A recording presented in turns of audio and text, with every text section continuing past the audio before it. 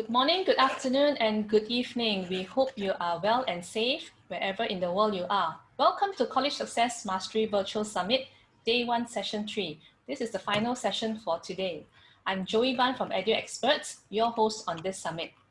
This is a very special session as we've got two speakers in the house, Barry Cooper and Chanad Ladavalya.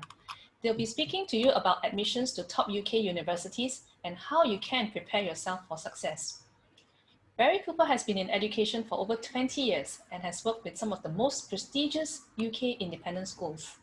He has a unique perspective, having worked across the academic, pastoral, and operational sections of large schools in the UK and abroad. This year, he is celebrating students being accepted to Cambridge, MIT, and Brown, amongst others. Our second speaker, Chanad, is a third-year undergraduate. No, in fact, he just graduated from LSE in Government and Economics.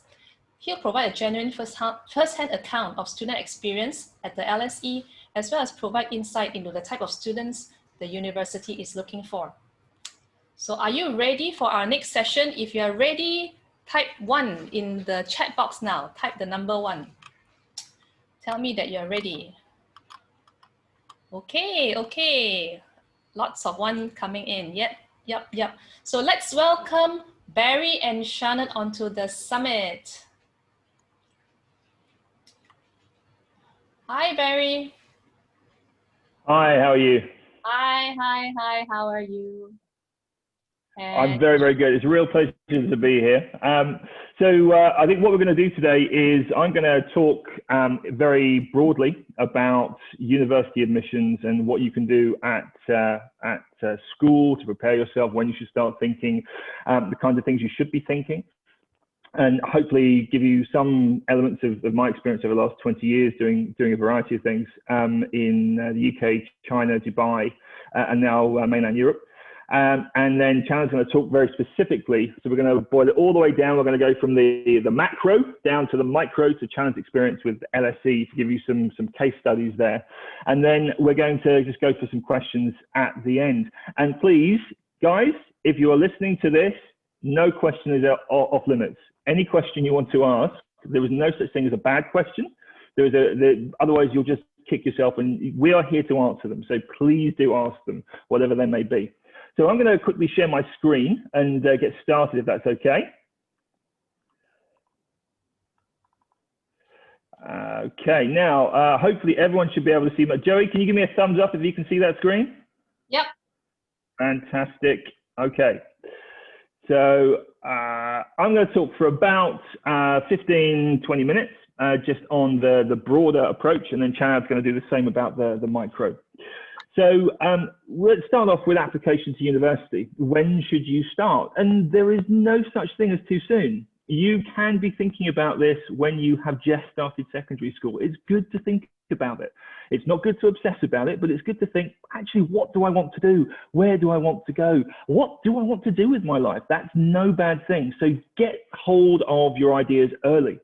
And it's okay to dream big. Don't let anybody dissuade you from that. Don't let anyone tell you, no, you can't go there. That's for that kind of person or that kind of person. It's 2020. It's for every kind of person now. So wherever you are, whoever you may be, or whatever your ambitions are, they're yours and they're right. So don't let anyone take that and move you to one side and pressure you into another course of action because you think, actually, maybe that's not for you. Now, when you're thinking about secondary school, between 14 and 18, that's the ideal time to really start to build those skills, because you're old enough and you've got lots of opportunities to develop your academic and extracurricular profile. And that's a real, at the bottom there, I've got some things that you can do, and we'll talk about some examples as well. And finally, when you're in this process of thinking, you may change your mind. So going back to the beginning, it's okay to dream big. It's okay to dream big in different ways. It's okay to think, at the age of 14, I wanted to go to Cambridge. At the age of 16, let's talk about me, I wanted to go and study law.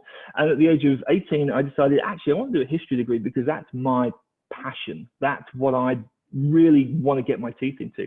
And I went and I studied history, and I've done 2 degrees in history, and I've written books, and I've really enjoyed every second of my career. And that's the Confucian ideal. If you enjoy what you do, if you love what you do, you'll never work a day in your life. And that really, for me, is what everyone should be holding on to. So what can you do? So if you're thinking about those years between 14 and 18, when it really starts to become real, you can consider work experiences. That's really vital. And you can develop skills that complement your ideas and your choices.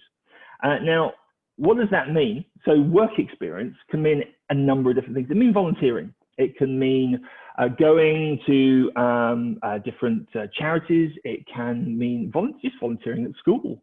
It can mean anything where you are taking yourself out of your comfort zone and giving your time to someone else. Because when you do that, you're going to learn something in return. And universities today, they want grades, don't get me wrong, but they also want those soft skills. And they want people who are ready-made undergraduates. You're not going to get into the best universities by squirreling yourself away, sitting in your room and studying and doing nothing else. Universities want you to play sport. They want you to volunteer. They want you to read around your subject. They want you to have other interests. So don't think that volunteering has to be specifically about what you're going to go and study, but have some connection to it. Do paid work. Go out, do paid work, show the university that you're applying to that you have the get up and go to go and find yourself a part-time job, to go and find yourself, yes, maybe those little opportunities wherever you are. Internships. If you're slightly older, this is for those of you who are maybe 18 and taking that year out before you're thinking about university. Find an internship. Opportunities through your school. Now, opportunities through your school could be a club. It could be you working with younger children. It could be you taking your passion and delivering that to other people, which is going to be something that universities really love to see. If you are serious about what you do, if you're serious about languages, did you run a language club? If you're serious about history, did you run a history club? If you're serious about economics and business, were you in young enterprise companies? So think about what those opportunities are there. But then also, that's your network. And the future is about communication. It's about networking. It's about you utilizing and leveraging your network to a better effect. Who do you know? Whose parents have got ideas about these different things? Whose parents have studied these different things? Which teachers maybe teach one subject but originally studied another?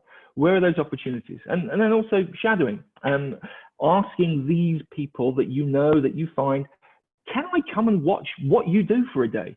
Because that in itself will be eye-opening. I remember doing this as a young boy, shadowing journalists, shadowing lawyers, shadowing it was a gym instructor, because I was really interested about how this worked in these gymnasiums. And that was an eye-opener. So think about all of these things. So developing skills.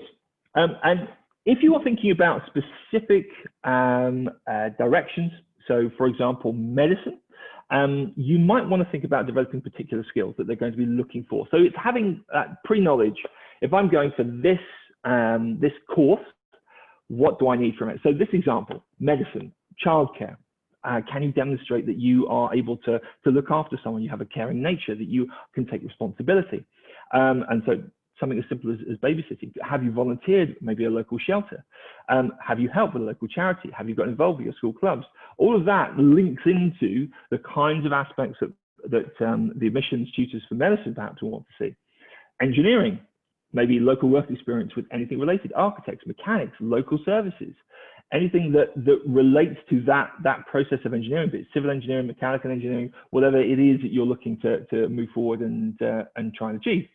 Volunteering again at a local shelter, helping a local charity, because that all connects to degree and working with others. And again, going back to that previous point, universities are not going to be simply interested in grades. They're going to be interested in the other things as well. If you have two sets of grades and they're all 9s at GCSE and you've got 2 45s at IB, they're going to be looking for the person who's more a ready-made undergraduate. That's going to be the person who has done more and who has experienced more and has put themselves out there to try and understand more about what it is they're going to go into. So when you're thinking about application to university, 3 points at the top I really want you to consider very, very carefully. And this, for what I'm going to talk about today, this is the most important slide. Consider all the reasons you are applying. You must really think hard about what it is you're going to do. You're going to dedicate yourself to 3 years of study.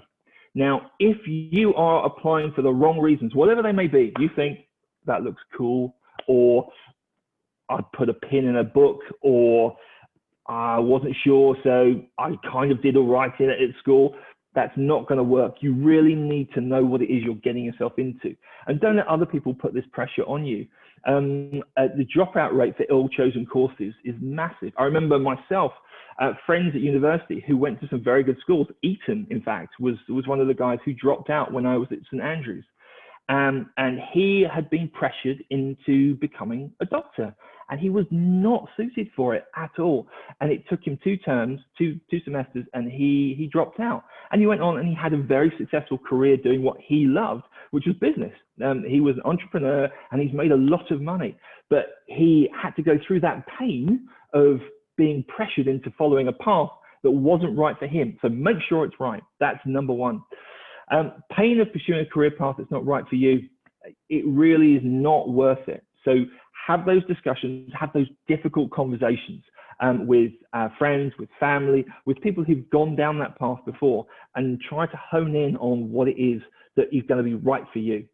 So what can you do to do that? Seek out people in the field you intend to pursue and talk to them. There's nothing like talking to someone who's trod that path before, and the closer to it, the better. So who do you know who's gone to university to do medicine?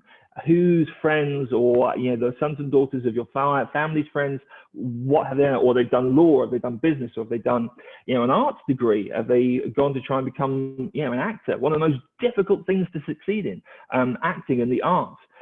So hone in on that. Try to find that human intelligence that will give you a sense of, this is the kind of thing I'm going to experience. Seek out friends at your chosen university and see it's right for you. The place can be incredibly important too. St Andrews, where I did my first degree, small, isolated, studious, very close-knit, everyone knows everyone else. Manchester, where I've sent a number of students, 25, 30,000 students. Massive city, the UK's second city, really. Huge conurbation style, where you might travel for an hour to get to your classes.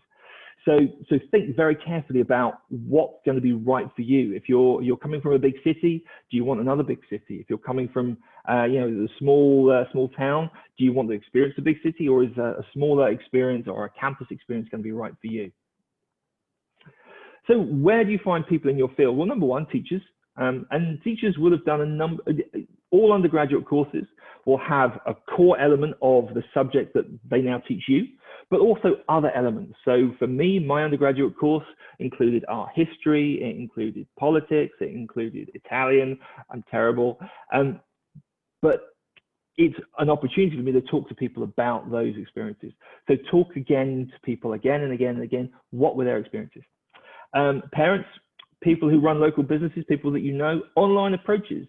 If you're thinking of going to university, what I would recommend is that each and every one of you gets yourself onto a LinkedIn account.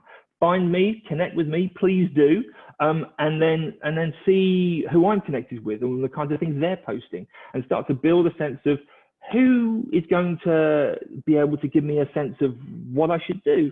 Can I get some intelligence? I had someone approach me the other day about what I do, asking for some advice, and I'm very happy to give it. I'm very happy to have an online coffee with them, because I want to help people take the right course. And you'll find a lot of people out there who think the same way. So place is not as important as course. That's really important. So those of you who have in mind a particular university because it has a particular cachet, or it has a particular importance for yourself, or perhaps widely in the community, I would steer you away from thinking about that. You need to find people who want to learn from. So Oxford and Cambridge in the UK, fantastic institutions. They teach in a very particular way, which is not right for everybody. So you do need to think about that. But what you need to also think about is, what do I want to study, and where is the best place for that? Because sometimes it's not Oxford and Cambridge or Edinburgh or St Andrews, it's other places. So the latest scores on the university league tables put Glasgow as top for education. So if you're going into education, you want to be a teacher, Glasgow is it. If you want to do business in the UK, you've got a business degree in the UK, St Andrews actually came out top. not Oxford University, which obviously has the side business school. You know, it's a very prestigious institution. But think about where it is you want to go in relation to what it is you want to study. The people who are going to teach you and the course you're going to do, that's what's going to take you forward, not the buildings and not the geography. So what can you do? You can learn about the uni you want to study in. You know, as I said before, is a big city your thing? And who is teaching you? Think about the people who are running the undergraduate courses. If you are, like me, passionate about history, which historians have you read? Which historians do you think, I really want to learn from them? Which scientists are at particular universities? If you go to Edinburgh has a massive range of Nobel Prize winners who have all contributed to the work there. The people who now work at CERN, Manchester, for example, is very famous for physics.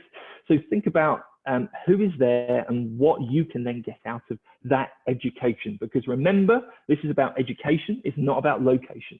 Even if at a later point, someone may say, well, okay, you didn't go to Oxford or Cambridge. So what? I did the very best degree at the very best university for my subject. So think about that when you're thinking about where do I want to go. So final thoughts. And this is really just from me, and this is a very general approach, a general sense of what I want to try and get across to you. You are definitely not your degree.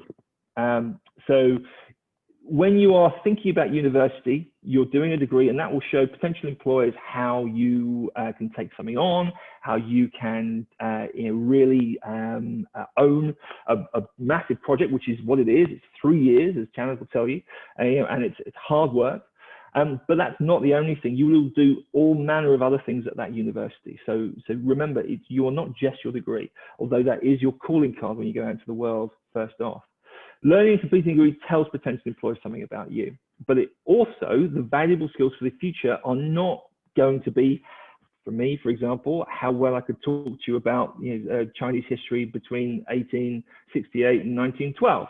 It's going to be about independence of thought. It's going to be about entrepreneurship. It's going to be about creativity. It's going to be about communication. There is no degree for that. So these are all things that you need to think about as well now when you're at school and as you go forward into further education. Follow a passion and you will do well. Do something for the wrong reasons and life will be difficult. Please take that to heart. If you take one message from me today, that point there is it. So please don't follow something for the wrong reasons, because it will cost you time and it will cost you money. Okay, and don't waste time. Get up and go. That for me is the key thing. You've got to have drive. You've got to move. You've got to go, and you need to obviously be doing it for the right reasons. And that leads me to our last slide, which is something I always hold for me. As a spoken word, he's a musician, as Henry Rollins. There is no such thing as spare time, no such thing as free time, no such thing as downtime. You have your lifetime, so get up, go, and take hold of it. I'm going to be here at the end of this session. Any question you want to ask, please feel free. But for now, I'm going to hand back over to Chanad.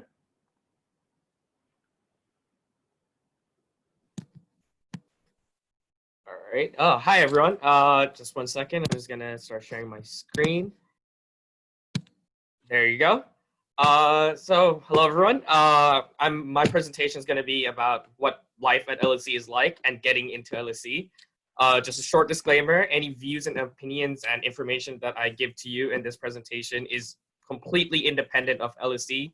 I do not represent LSE as an official staff, or I'm not part of the admissions team in any way. This is just an honest opinion and advice from a student or an ex-student, a graduate. All right. So here we go.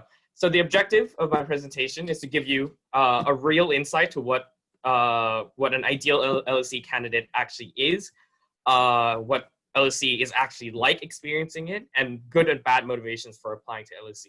And hopefully all the advice that I give to you today will be advice that that you won't get from the admissions team of LSE, and will be real, honest insight, even when certain things might be a bit controversial and the admissions team might disagree, or their marketing team might disagree. All right, so as you heard a little bit about me, I'll go through this quite quickly. My name is Chanad. I'm 21. I grew up in Thailand. I was educated under the British curriculum since kindergarten. So I did GCSEs and A levels. I did a BSc in government and economics. It's called politics and economics now. I graduated with a second class upper division this summer. And I'm now currently working in the financial services industry. And those are my A levels. All right, so in terms of student grades, what a typical student at LSE has for their A-level grades when they get there. And this is mainly from the friends that I met and asking them what their grades are. Usually they get around 3 A's or 3 A stars. Sometimes I even see 5 A stars. Personally, I only got 4 A's. And this is pretty much the bare minimum. In terms of IB, that's 38 points overall across most courses. Across every course. If it's more competitive, then you should be getting higher. The point is, though, that I want to stress, that Barry stressed as well, is you do not have to have the best grades. Grades will only take you so far, and it won't guarantee you an offer.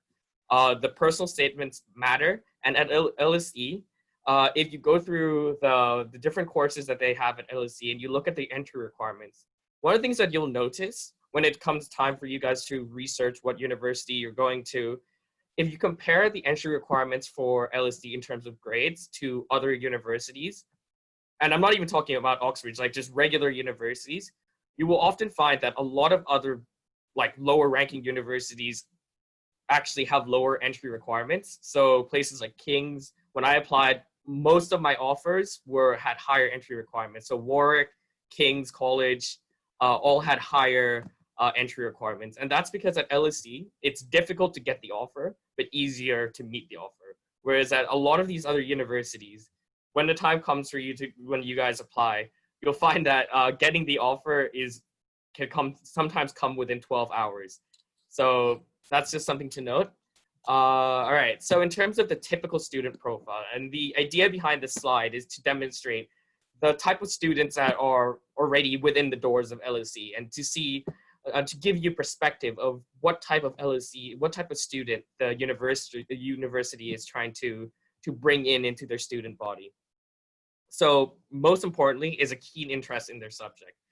Everyone around me is, they have passion in what they want to do. People who are doing accounting and finance, they want to work in finance, they want to be investment bankers, they want to be traders. My friends doing economic history, or my friends doing politics, and they're always keenly aware about global affairs or the field of politics that they're interested in. And this is often, this would be demonstrated in their personal statement and would come through, and how genuinely passionate they are in their subject would often come through, and it would be one of the significant drivers to allow them to get into LSE in the first place.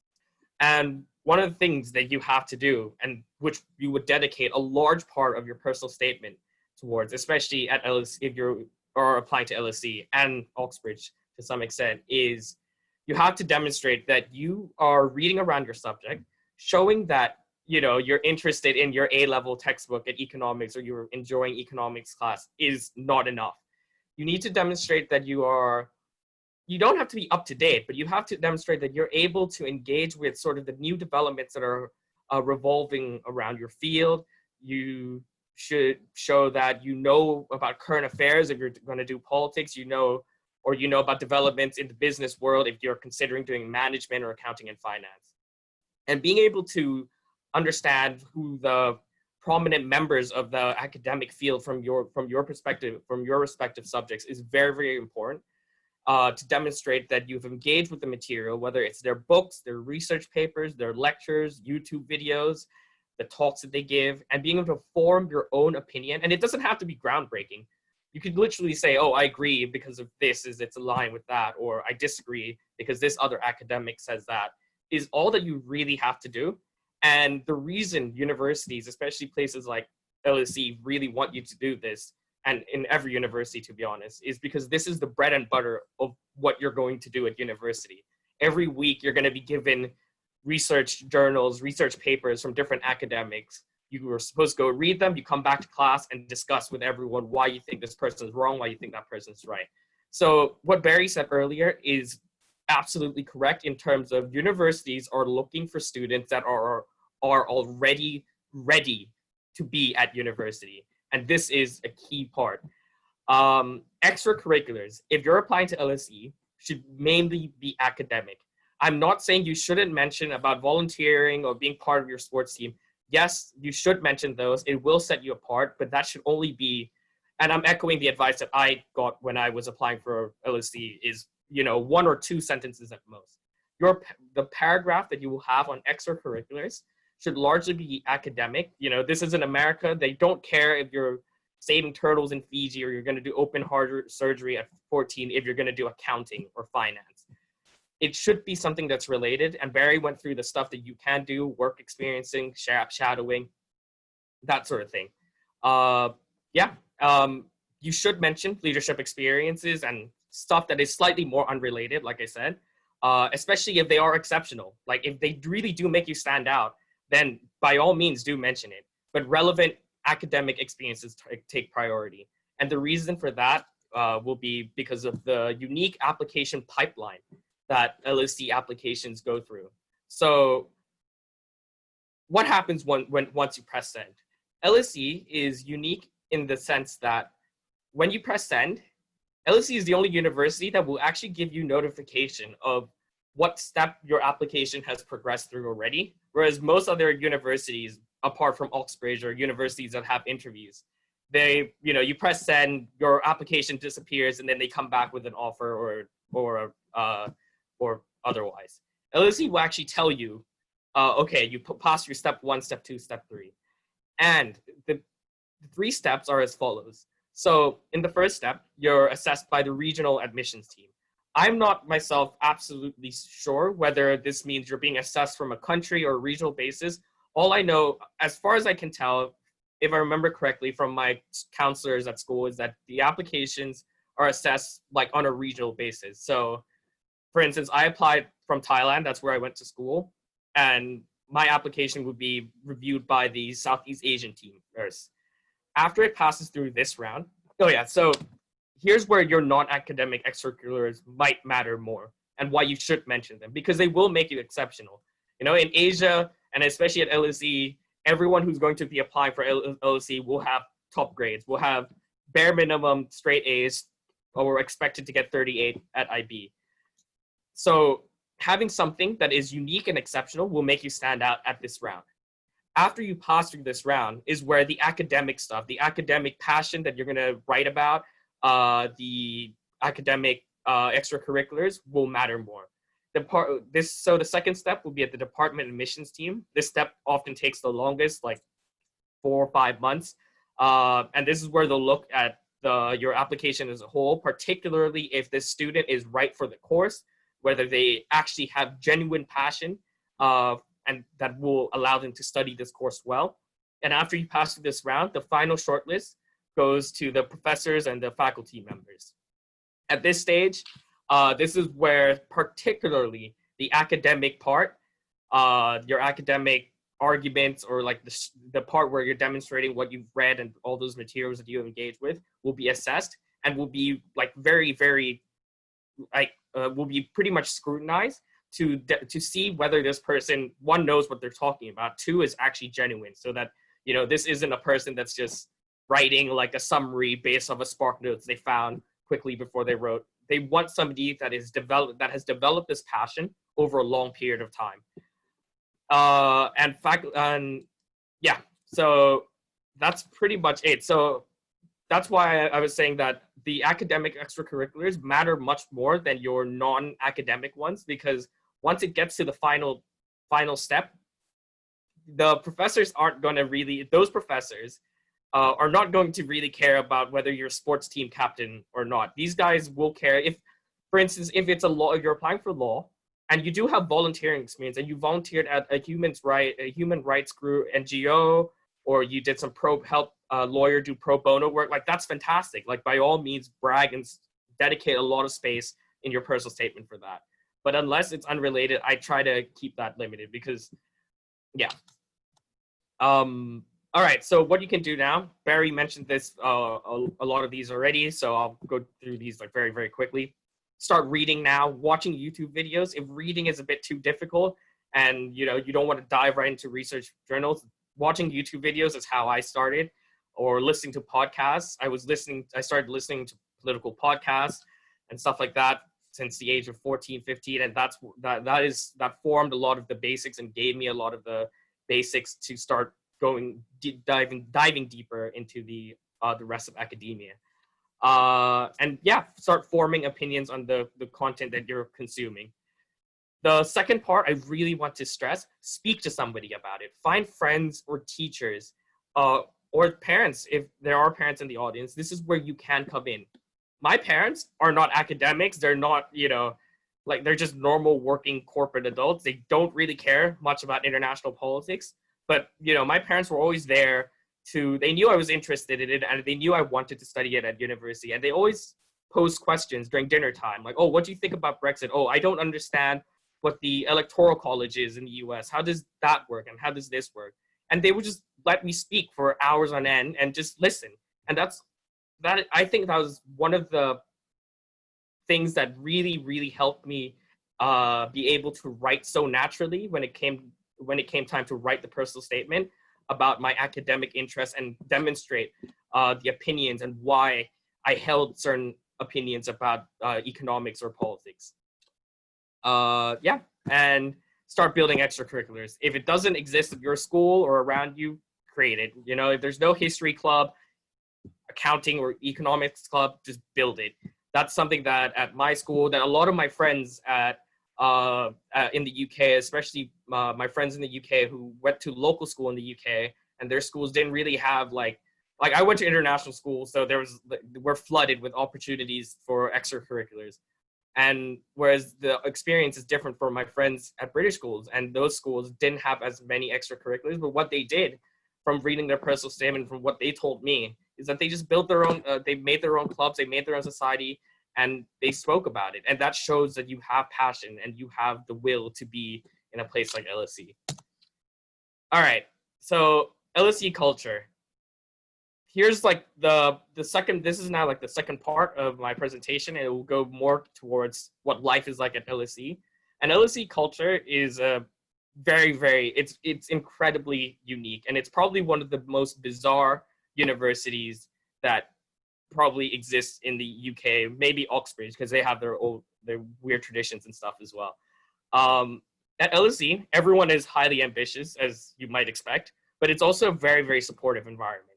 So despite, everyone being the top students from their respective schools, there's often a sense of once everyone gets there, that everyone's kind of average.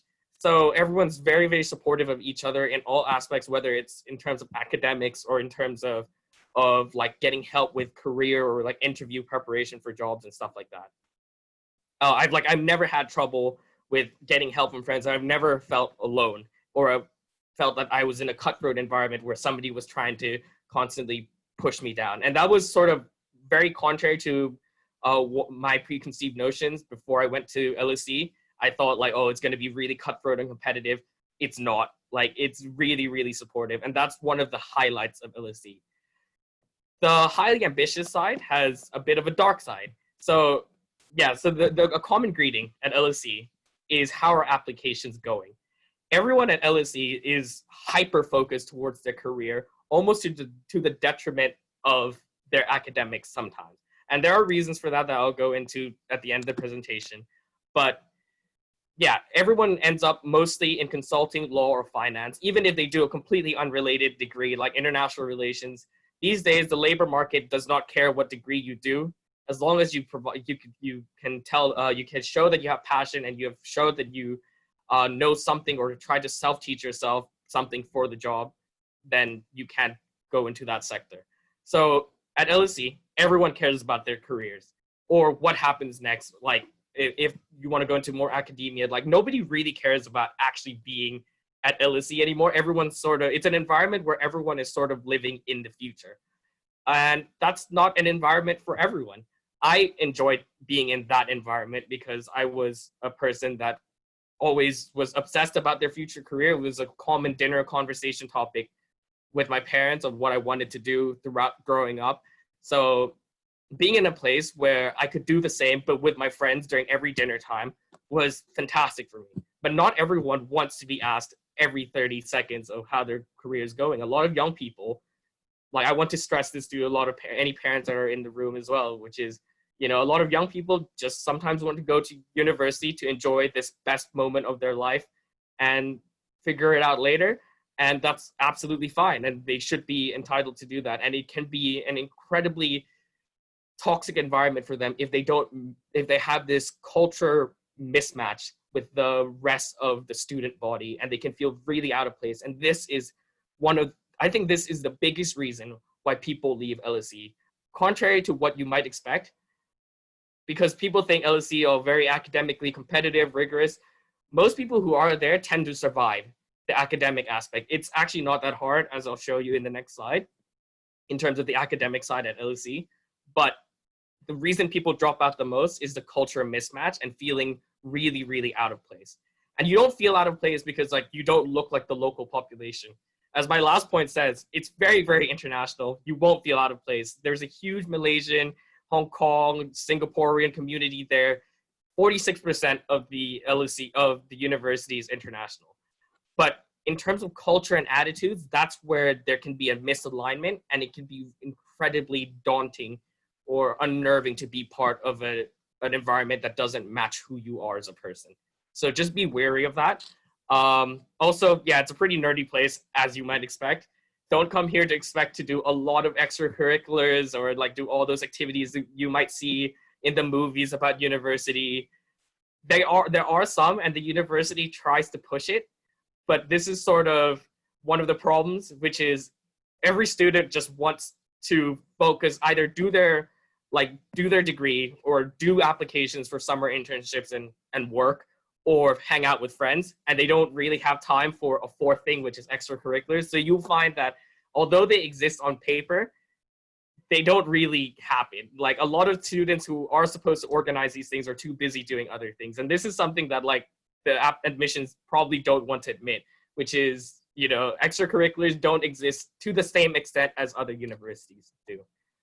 All right, so your year at LSE, it's 3 years. Each year is 3 terms. 2 of the terms are taught, so that's where you'll be taught and you see professors and teachers. And your 3rd term, your final term, is all exams. It sounds like a lot, but in theory, you only have like 4 to 5 exams throughout the entire like 10 weeks. Yeah, and each term is 10 weeks with a half-term break.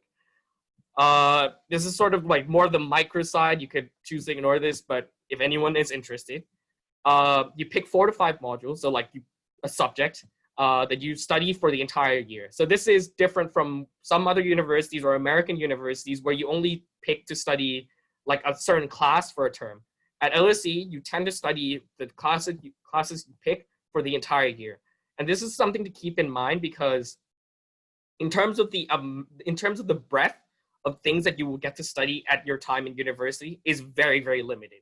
If you compare yourself to your peers that might go to American universities, they'll be able to take a wide variety of classes, random classes about Japanese history on top of doing their econ major degree. At LSE, that's not the case. In your first year, you're always limited in terms of choice. You have very little free options. Like you often have like 2 to 1 option. Only half your modules you're actually able to pick and not mandated by the academic team. So that's something to keep in mind. If you're somebody that wants to be in an environment that allows you a lot more flexibility in terms of course choice, this might not be the place for you. So just keep that in mind. If a module or a class lasts the entire year, it's worth 1 point. You need to get 4 points. If a module lasts only half a year, it's worth half a point. So you need 2 of those. I only mention this because if you're planning on doing courses such as mathematics and statistics, these 2 departments, their degrees, most of their courses are 0.5 modules or half modules, excuse me. So you'll have to do 6 to 8 courses in a year. And this is pretty much double the workload. Just because it's worth half the point never means it's half the work. Usually it just means a whole year's worth of work crammed into one. So just keep that in mind. And exams tend to be at the end of all take place at the end of the year, and you may have coursework throughout the year. Typical week at LSE. Wednesday is a midweek weekend. That's something that I never knew, but it's very common across most universities in the UK. It's not mandated by anyone, but it's just sort of the tradition, because that's when like universities do sports. Obviously at LSE, like I mentioned, people don't really do sports. So it's pretty much a midweek weekend. You might be unlucky and you might not get one, but anyways. You have 4 to 5 hours of classes per week. This is nothing compared to high school. Like, your workload is completely. So these classes are where you get taught in a classroom of 3 to 20 people with like a class teacher. And then you have lectures, which are like with your professors, there's the senior staff and stuff like that. And you only have 4 to 5 hours of lectures per week, depending on the modules you take. Sometimes the lecturer wants to lecture longer, so it might be longer. But most of the time, you only have 4 to 5 hours of classes per week. Yeah, if you do essay-based subject like politics, international relations, in terms of your weekly work, it'll be stuff to do with doing readings, which can take 0 to 4 hours. I say 0 because a lot of people don't do them, and you could just sit in class and not do anything, but it's a waste of money if you don't. And, you know, if you chose to do this degree, like, I always believe, like, you should engage with it. This is the only time in your life where you'll be able to study something like this in this manner ever again before you start working. So, but yeah, depends on however much you want to do. Completely flexible. At university, no one's going to tell you off if you don't do work. And then you do an essay per subject, each half term per class. It's also optional. It doesn't count towards your grade. If you do a quantitative subject, stuff like econ, statistics, maths, they have weekly problem sets, so just weekly homework. Most of the time, they're also optional unless they say otherwise, and they don't count towards your grades. So do them if you want to be better at your exams, I guess. And these can take an hour to days to complete. So in my final year, I mainly specialized in like statistics and data science because I needed skills to get a job. And a lot of the work that I was getting for statistics would take often like 2 full days of like 12 hours work nonstop to complete, even though it's like one sheet of paper. So just bear that in mind. Yeah, so very low workload on the surface, and it can be low if you are somebody that digests information well. But the way this is designed is to not spoon feed you information. University, once you get to university, you are a grown adult and they expect you to self-study yourself. And with the low amount of class hours, the low amount of contact time you have with your teachers and professors, you have no other choice but to learn everything yourself. And that is by design. And a lot of students, when they enter university, often complain about this and, you know, go crazy in the reviews about like, I didn't pay £20,000 to, you know, to be taught 1 hour for one subject a week. Like, that's so stupid. This is by design. They don't want to spoon feed you information, and they want you to learn everything yourself. And part of learning everything yourself, you also develop a lot of personal skills and tenacity, and your brain just works harder than traditionally when you were in school, where there's always a teacher there with you, teaching you information and giving you help every step of the way. All right, so we're in the final slides of my presentation now, and these are the most important slides that I want to stress. If there's anything that I want you to walk away with, are these slides. You can forget the rest. Wrong reasons to come to LSE. There are 2 main reasons, and they're interconnected. There are 3. The first 2 are interconnected, which is the brand name and pressure from parents. Obviously, parents want their kids to go to a prestigious university like LSE and want them to do so because of the brand. And you might want to yourself as students because of the brand name alone. And it is a prestigious brand. But it is incredibly dangerous to do this because, firstly, this is not the environment for everyone. Not everyone wants to be asked how their career is going every 30 seconds, especially at this age. I'm not that much older than most of you guys. I remember being in high school like it was yesterday. 3 years is incredibly short. So most people who are at university are no different than a high school student as well. And not everyone is ready for a career right away. Some people want to go to university, actually enjoy their degree and learn about their degree and not be sort of peer pressured into applying for a job every hour of the day throughout their entire 3 years. So this isn't the environment for everyone. If you're somebody that doesn't want to think about their career right away and genuinely wants to go to university to study their degree or just have fun, because at LSE, it sounds corporate, and I said that there's not a lot of extracurriculars. You will still have so much fun. I've loved every minute of my time at LSE. But just be careful. This isn't a place for everyone, and just understand who you are and ask yourself tough questions of like, is this really the right place for me? Am I a very, very ambitious person who constantly thinks about the career or what happens next? Boom, perfect place for you.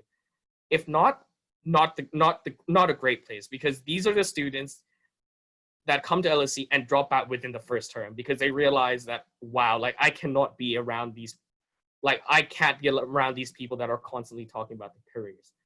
Secondly, it's not a typically fun university, as I mentioned. It's incredibly fun, but fun in very different ways than if you go to a traditional university that you might see in the movies and stuff like that. There's less extracurriculars. It's also a city-based university, and this is a very, very important reason. It's because it's not campus-based, it can ironically be very, very isolating. Despite the hustle and bustle of London, where LSE is located like downtown center of London, it can be very isolating because the way that this form of structure works is that students only come in and out for their 1 hour of classes a day, and they leave. And there's no sort of hangout environment where people are constantly around. Whereas if you go to a campus-based university, everyone in that little area are students as well. And there are always things to do and places to be with other students.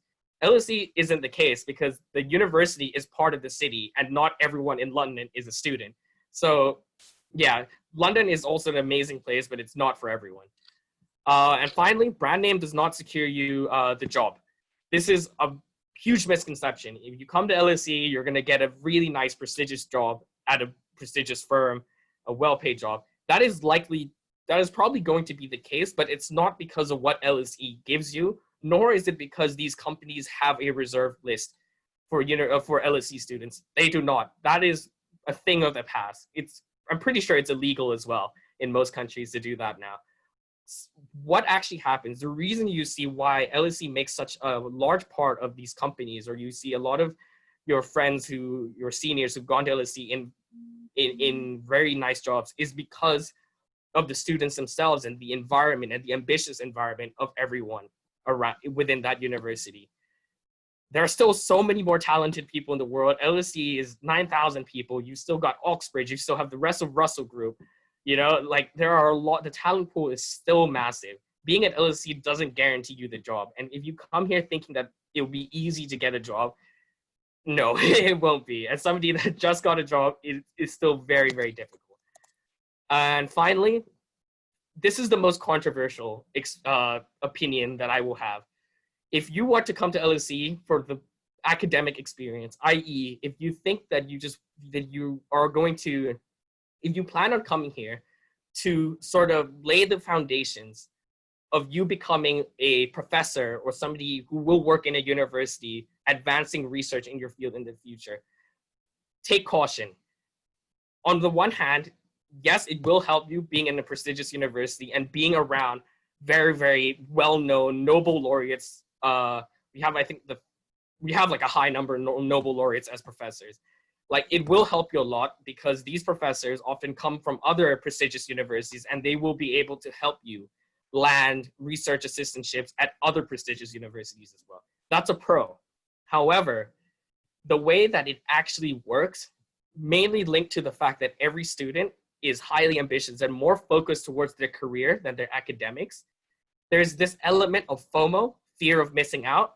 So even when you want to focus on your degree, you often feel compelled to ditch your degree or like put a hold in your degree or not fully engage with it and go apply for work and go apply for these summer internships instead, because that's what everyone else around you is doing. And often it's a very, very tough thing. And it's something that I had to personally experience myself. There are parts of my year where I really was enjoying my course material, but I felt like, but I got to get a job now. And what if I stop applying and all my other friends get something? So there is that element. And secondly, the academic experience is highly unpredictable.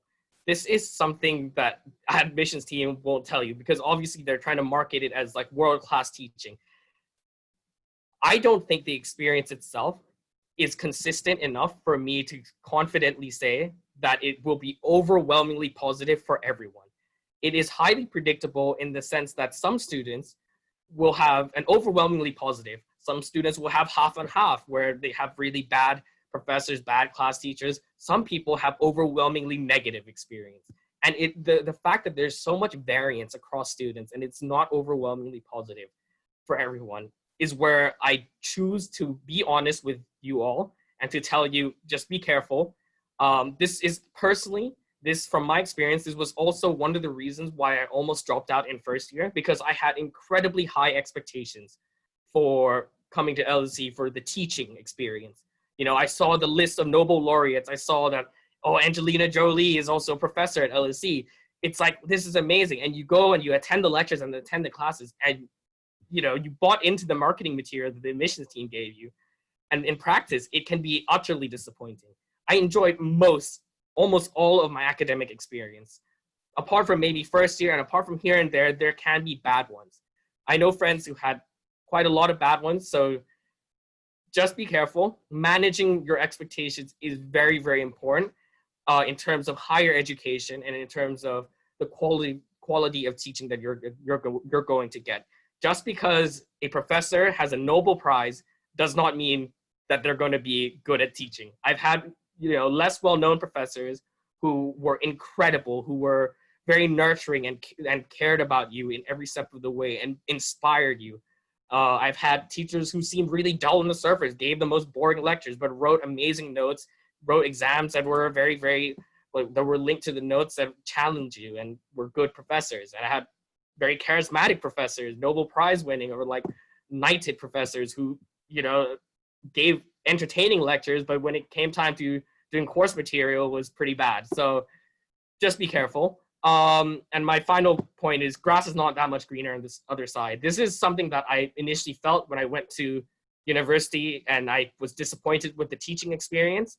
I thought that, oh, I should have gone to Oxford, I should have tried harder to get into Oxbridge. I should have, maybe UCL was better. And then after sitting in like lectures and classes of my friends at UCL and at Warwick and stuff like that, it's not that much greener on the other side. This is just the state of UK higher education. The funding, you know, there are funding issues where class sizes can be big and they can't have enough teachers and give you enough contact time. That is an issue in and of itself. But if anything though, at LSE, you're probably getting something that is marginally even better than the rest of the other universities. In terms of, we always have small class sizes. I've had class sizes up to like 3 people with the professor, and it's like an Oxbridge experience. That's rare, but you can get those at LSE. And the facilities are top notch. Amongst all the other London universities that I've been around, LSE by far has the best facilities, you know, up-to-date computers, really good library, enough space for all their students. So yeah. And that's, yeah, so closing remarks. LSE's strongest assets are their students. And what I mean by this is, you know, you guys potentially who will be applying to LSE in the future are the people that are going to give the LSE brand prestige. It's not the other way around. Obviously, you're drawn to LSE because of its reputation and its brand name. But at the end of the day, once you go through it, you will realize that what you actually get physically from LSE isn't that much, but it's the experience of being part in this weird, hyper ambitious environment where you're surrounded by supportive friends who are just as ambitious as you, who want to see you succeed and you want to see them succeed. And, you know, being in an environment as well where it's an environment that constantly challenges you to teach yourself. Like, don't wait for somebody to come and help you. There is help when you need it, but the fact that you have to fight to kind of survive at LSE to some extent as well gives LSE students this tenacity and ambitiousness, and this is why firms value LSE students. It's not just the brand name alone. We make up a large part of these prestigious firms, and we get really good jobs in the future, not because there's a reserve list for us. It's because because these are the students that are going to be able to survive all those rounds of interviews in the future and be able to fight for these jobs into the future. And yeah, finally, it is just keep in mind, it is a less exciting place to go to, but it will provide you with a much brighter future beyond to look forward to. So yeah, that is it for my presentation. And I think we'll move on to questions now. Yeah.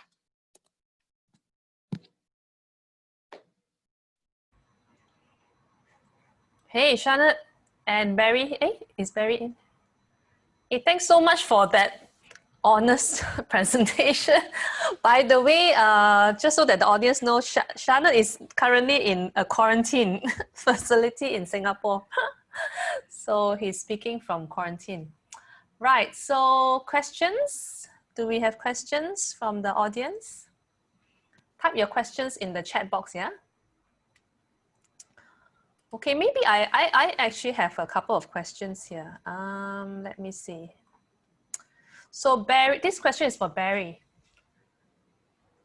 Yep. Barry there? Yeah, so. Yeah, can you hear me? Yep, okay. Yeah, I can hear you. So in your role, right, Barry, you've seen students going to top schools in the UK and in the US. What's your take on that? You know, how should students choose, and what are the differences between the two education systems? So the difference between going to the UK university and going to an American university, is that what you're asking? Okay, so the Americans stole their idea of university from Scotland. So Scotland tends to do a 4-year degree, and you'll find a lot of 4-year degrees in the USA. And Scottish degree for the first 2 years is very general. So you'll take a number of different courses. This is why I got to study Italian and history of art and classics and things like that before I went on and did my my honours modules in history. If you're applying to the UK, often what you're doing is you're applying to a specific course with a specific outline, with a specific set of teachers, and with a specific outcome. So it's very narrow. If you're applying to an American university, often what you'll find is you're applying for something that's a little bit more general. And that when you come to the application process, you'll find that the American universities are not looking, as Chanad found with LSE, for that ready-made undergrad, but they're looking for someone who is perhaps a little bit more open and a little bit more curious, and they're looking for someone that they can then mold into their idea of what an undergrad is. There are some exceptions. When I'm helping pupils who want to go to places like Brown or MIT or Harvard, there are very specific things that you have to jump through. Applying to the UK, you're applying to through UCAS. You're applying through a British organisation. It's quite a simple process, and it's one set of applications. When you're applying to an American university, you're applying to the university itself. It is more laborious. You have to start early. Absolutely. For those of you who are 15 now, you need to be thinking about early entry and getting yourself on that track. You cannot be waiting until you're doing your last 2 years. If you're thinking about American universities and you're already halfway through your IB, it's too late. You have to think far earlier than you do with a British university. So that's immediate takeaway from a question. But if I talk any longer, I'll go on far too long. Okay. The next question can be for either of you. What's your advice for a student about strategizing their UCAS choices? Oh, that's an interesting one. Chanad? Yeah, I actually had quite a lot of advice from I remember I had different advice from different teachers about this. I had teachers that told me, so one of the risks that I had to take when I applied through UCAS, because you have one personal statement, you can't aim it at any particular university. It's one piece of paper, one piece of essay for 5 universities. So one of the risks I had to take was because I applied for Oxford as well, but I also didn't really want Oxford. I wanted LSE, but my school also really wanted me to get into Oxford. One of the risks I had to take was in the final in the final paragraph that sums up everything, I had to write like, which is why I want to study so and so. And because the course was not the same, this was one of the risks that I had to take. I applied for PPE at Oxford, whereas my course at LSE is politics and econ. And that is sort of slightly different, especially because LSE has a PPE course. My advice to you all is, from my experience, I don't think it matters as much as long as the large part of your body, the body paragraph that shows how interested and how passionate you are in the subject is aligned with the courses that you have applied for, then you should be fine. As long as you're not writing a politics and econ like personal statement and then you choose one of your UCAS option to be accounting, you should be fine. Even if it's not directly related, it's a bit of a risk, but I think you should be fine. Yeah. Okay. What are some of the common mistakes that students should avoid in their UCAS application? Common mistakes. Common mistakes are really for me.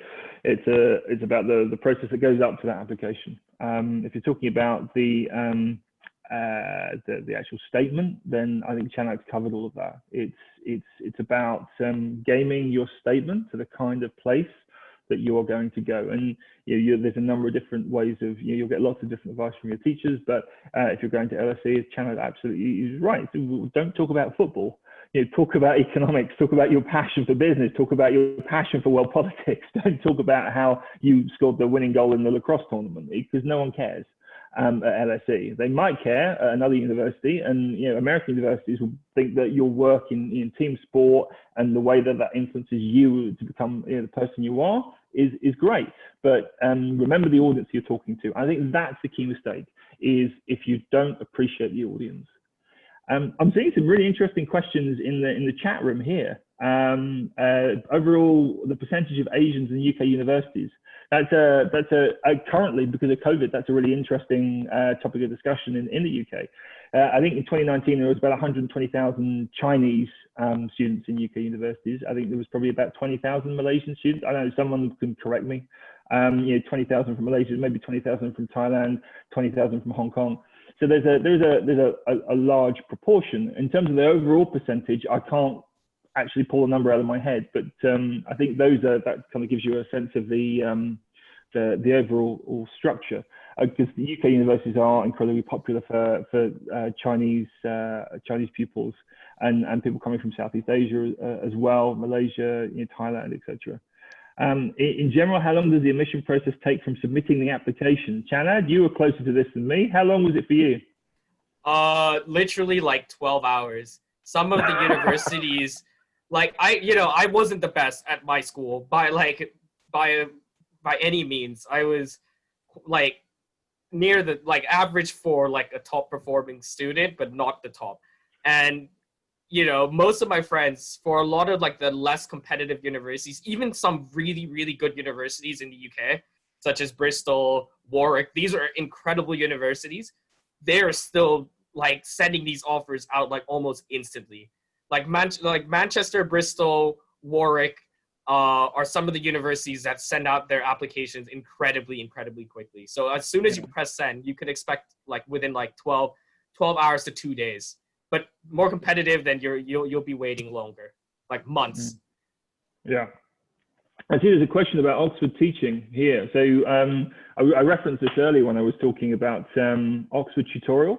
So as Chanad was talking about earlier, that the tutors at universities don't want to give you the answers, because otherwise it's a repetition. And a didactic education is no good to anybody. What they really want is for you to go away, take the ideas they've given you, go away, think about them, come back, and then talk about your own ideas and how you relate to the material. So in terms of an Oxford tutorial, what you tend to find at Oxford, Cambridge, also St Andrews, where I was, and maybe at LSE as well, is the idea that you have your lectures and you have sets of material. You go away, you read, you digest, and when you come to a tutorial, you talk. You actually talk to the tutor, you discuss those ideas, you try to get your head around that sense of or understanding of the material itself. And that leads to a better outcome in the end, because you are essentially you're teaching yourself, you're self-guided, and with that you start to find your own avenues and you start to find your own ideas. And believe me, I mean, Chanad's probably the same. I got slapped down in a number of tutorials as tutors challenged me and said, no, come on, think about this. take a different view. How can you think about this in a different way? I know, a number of fantastic tutors. Frances Andrews at St Andrews is probably my all-time. That's the one I always think about, because she was so utterly merciless, but she was the best teacher that I ever had. So think about that. That's the way that Oxford teaches, and also LSE, St Andrews, and so on. There's another question in the chat. Yeah, what's the documentation required for admissions? Well, that it depends on where you're coming from. And so in terms of the visa structure, I have always got someone, if I'm working with international students, I've got someone who works alongside me who deals with all of that. So I'm not going to pretend that I've got an answer to documentation and to visa questions. So I can't answer that. I'm really sorry.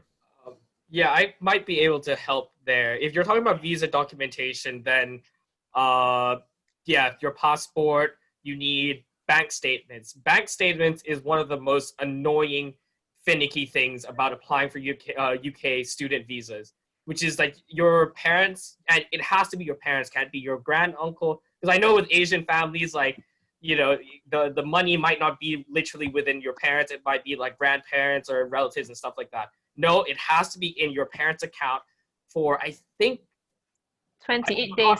28 days.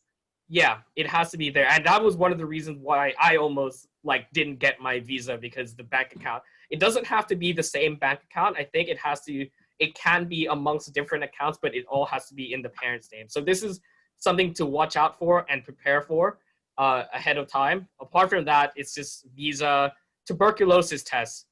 You might need that depending on where you're coming from.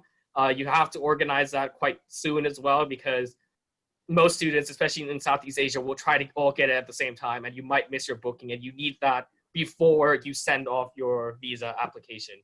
And limit on student visas to the UK. I don't think there's a limit. I think if anything, the UK really, really wants international students. It's one of the reasons why the offers come quite quickly is, international students, we pay double the fees to local students. So they want us. It's, one international students equals 2 local students for a university. So yeah, lecture time, 4 to 5 hours for med students. Oh, okay, I can't answer this because I was talking specifically about my university, but yeah, maybe Barry can cover this. Yeah, med students, that's different. Just on Chanad's point about applications, get your application in quickly as well. Timing your application and making sure you're well within. Don't put in a last minute application, because what the universities will have, some universities anyway will have quota, and they will be looking at picking up their international students early on. In terms of medicine, you are doing far more than 4 to 5 hours a week. So most medics will, it's a 40-hour week. So you'll be in lectures, you'll have your own study groups, you'll have your own tutorials, and you'll also have work on, obviously, dissection and things like that. So, thinking to, most recent conversations with guys who've gone on to do medicine, they've described it as having 40 hours of work, and then they've got another, 20 or 30 hours on top of that. Medicine is a hard course to get yourself through. But if that's your passion, then it's absolutely worth it. Oh yeah, one thing I'd like to add about visas as well, because you can't actually apply for, this is really far ahead for many of you, but you cannot apply for your visa before you get the unconditional offer, which is after you get your IB results. And the university has confirmed with you that, yes, you can come to our university. Until then, you cannot apply for your visa, which is why it's chaos, because everyone gets the results around the same day and everyone wants to apply for a visa at the same time. And the time frame of when you get your results to when you need to get your visa to when you go to university is stupidly so short, and it is horrible. I know of a friend that missed his that had to basically take a gap year because he couldn't get the visa in time. And this is very, very important for everyone who's applying for Southeast Asia. There's a question. Which university is more viable for studying medicine? Well, there's lots of good schools. It really depends on what you're looking for. Some of them are quite quirky. So St Andrews, for example, they had a deal with Manchester, and you would study in St Andrews for 3 years, and you'd study in Manchester for 3 years, because in the UK, medicine is a 6-year degree. So it really, and also, I mean, thinking about the study of medicine, if you want to study in English and you're willing to look beyond the UK, there are a number of universities across Europe who are now offering courses in English, if that's one of your key languages. And I know that I think Prague was doing a medicine course in English. I'm pulling this information from the back of my head, so I may be wrong, but there are a number of courses on mainland Europe. So you might want to think about looking at Spain, the Netherlands, the Czech Republic, etc. So that could be an interesting option. Oh yeah, another option that I could add, and I remember very distinctly that this was a school that my school was pushing, a med school that my school was pushing when I was in high school, is Hull York University. Hull as in Hull and York. That's a new med school that's coming up, and the reason my school pushed for this is they're known to take quite a lot of international students, because I'm not sure if this is a problem anymore, but at least when I was applying, there was a regulation in place in the UK that kind of put limits on how many international students med schools can take, because they want to train doctors to go into their public healthcare. They don't want students to come to get their education and leave to do something else. So there are, and that was a big problem. So most people had most international students had a lot of trouble getting into the medical programs of typical universities like UCL, even though they've got amazing grades and they should be allowed to go there. But because of these weird regulations, that was a problem. But Hull York is one that has been quite receptive to international students. And over the past 3 years, there's been quite a lot of students from my school who ended up there. And it's a very, very good medical school. What can I do after graduation, hi Siraj, to find a job, particularly mechanical biomedical engineering? And are there particular areas in the UK with dense amounts such opportunities? I couldn't answer specifics, but what you will find is that there are hubs in the UK for different industries. If you are interested in going into publishing, then you would be looking at London. If you're interested in working in film and TV, you might think about Manchester. If you're interested in Edinburgh has the biggest concentration of lawyers on the planet, other than New York, I think. So there's lots of different hubs. I think the best thing to do with that is to look at or to work with your university and to try and identify the kinds of opportunities that are out there.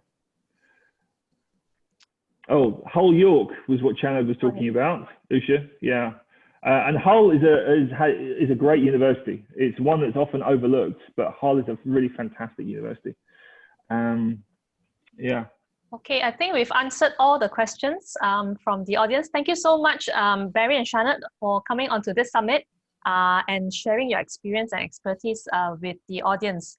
So if there are no more questions, we will close off the session. But reminders for the audience, tomorrow Sunday will start at 11 a.m. KL time. So if you're tuning in from Japan, that will be 12 noon. We'll be talking about the MIT interview with Paul Green. In the afternoon, we have got Tom and Thomas talking about the Oxbridge admissions, followed by UK medical school admissions. So for those who have asked questions about UK medical school, make sure to come on at 4:30 tomorrow to learn about UK medical school admissions. All right, so we will be pasting the link to get your feedback on this session on the speakers. Otherwise, thank you so much for your participation and thank you for your questions. Enjoy the rest of your evening and we'll see you back on the summit tomorrow morning at 11.